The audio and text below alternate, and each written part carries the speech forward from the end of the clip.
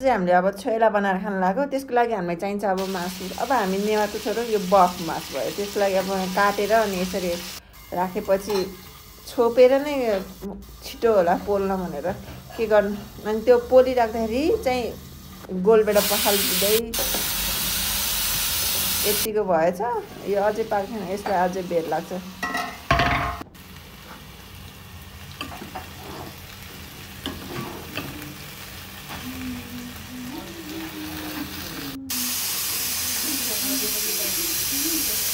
म भ्लगर भइरहेको छु कि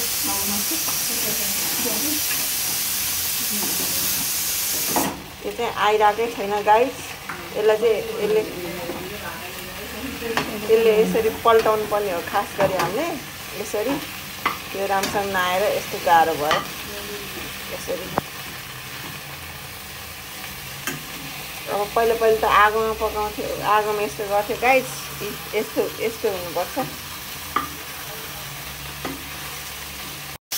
अब 2-3 मिनटमा चाहिँ ठक्क पास यतिको भयो।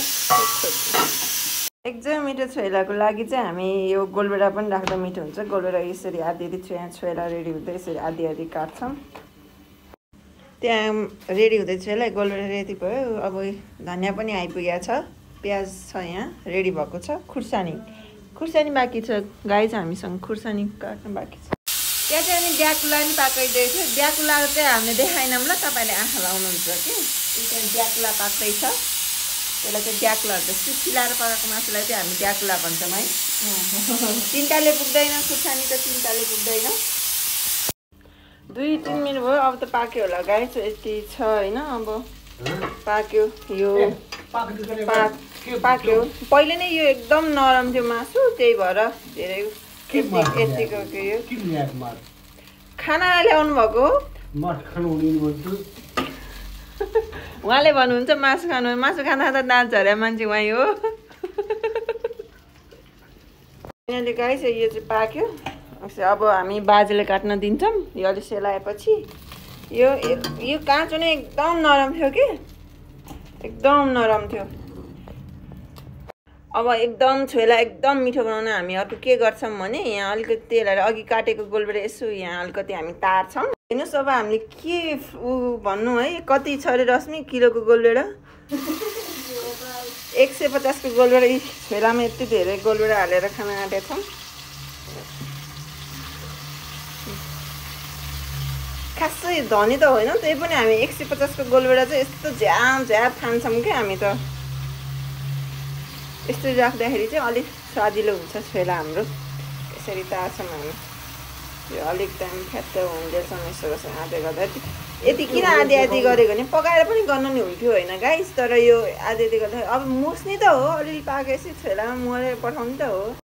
आज चाहिँ हाम्रो घरमा 2टा खाजा पाकेको छ। छोइला पाकेको छ अनि ड्याकुला पनि पाकेको छ। तपाईँ ड्याकुला खानुहुन्छ कि छोइला खानुहुन्छ? दुईटै खाने। दुईटै खानुहुन्छ? हेर्नुहोस् मलाई भाँडामानी डिभाइडेड उहाँलाई छोडेको थिएँ, त्यही भएर अहिले चाहिँ म पाक्दैछ। त्यही भएर भाँडामानी अलि टाइम भएको छैन, त्यही भएर उहाँ चाहिँ मोबाइल हेरेर बस्नु भएको छ। आज हाम्रो घरमा छोइला र ड्याकुला 2टा खाजा पाक्दैछ। तपाईँ के खानुहुन्छ?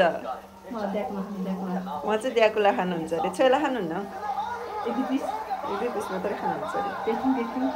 अझै स्वादिलो बनाउनुलाई होइन हजुरले सुकेको रातो खुर्सानी हुन्छ नि, त्यो राख्दा एकदम स्वाद आउँछ। तर मलाई चाहिँ त्यो मन नपर्यो। मैले चाहिँ हरियो खुर्सानी नै राखेको छु ल गाइस।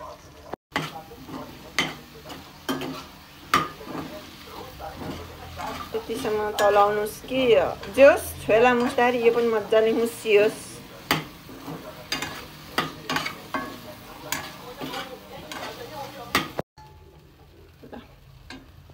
यति भयो।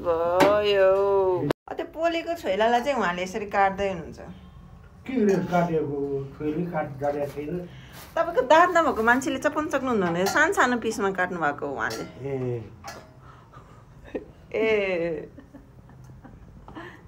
यसरी काटिसकेपछि अब हामी यो गोलबेडालाई पनि राखिदिन्छौँ। मैले चाहिँ अब हात साबुनले मजाले धोएरै मुस्या हो यो। फेरि सफा छ मेरो हात। नुन थोरै टेस्टको लागि जिरा राख्न सक्नुहुन्छ हजुरहरूले। जिरा अझै अलिकति राख्नुहोस् त। नुन पनि अझै अलिकति राख्नुहोस् त। मासुमा त मासु भनेको खाने अदुवा लसुन हो, त्यही भएर 1 2 3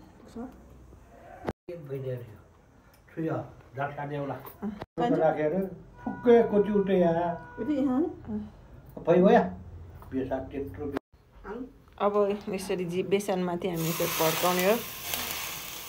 मेथी राखेर पड्काएको छ, मेथी कालो छ। हामीले चाहिँ अब हाम्रो घरमा हामी खासै पिरो खान नसक्नु भएर हामीले चाहिँ यति खुर्सानीमै तारेर तपाईँहरूलाई तपाईँहरूको टेस्ट अनुसार तपाईँले बढी राख्न सक्नुहुनेछ।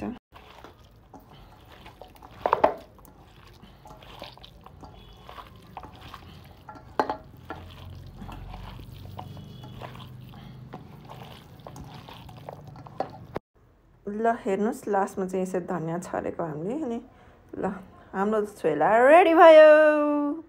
अब हामी छोइला चिउरा खान्छौँ।